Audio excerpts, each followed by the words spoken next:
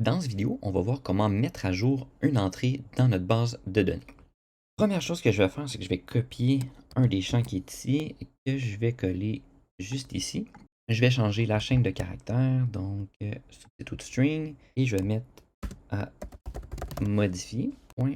On va déplacer ça un petit peu ici. Et l'encadré ici, je dois y donner un nouveau nom. Donc ici, je vais mettre tout update. Comme variable, je vais mettre aussi tout update et je vais laisser les autres propriétés correctes et je vais faire OK. On va devoir créer cette variable-là, donc je fais OK et c'est un memory message, donc c'est parfait. Je fais save, close et ici c'est fait. Après ça, je dois me faire un bouton aussi update naturellement que je vais venir mettre ici. Je vais changer son entrée pour update et je vais modifier ça ici et on va mettre ça un petit peu plus compact. On va le rapprocher un petit peu juste à côté comme ça.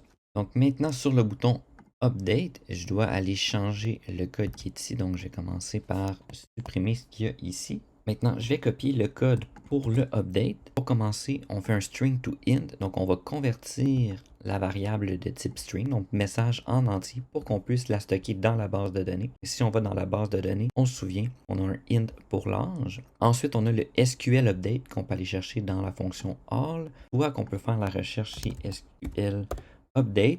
Moi, il apparaît sur la deuxième page. Sinon, on peut naviguer avec les boutons qui sont ici. Donc, le même connection ID, le nom de notre table et notre bind list. Ensuite, moi, je vais vouloir changer pour le code permanent. Et ensuite, je vais ajouter à ça tout update. Et on voit que j'ajoute, là, c'est peut-être pas super clair, mais ici, c'est des guillemets de chaque côté, étant donné que là, c'est vraiment un nom. Ensuite, on va faire un commit. On peut encore aller chercher ici SQL commit. Et ça, ça va simplement permettre de faire le changement dans la base de données. Donc maintenant, je vais faire OK. Et maintenant, je vais aller en runtime. Je vais commencer par me connecter. Donc ici, je vois que j'ai John qui est affiché. Je vais aller changer l'âge, par exemple, de Bob.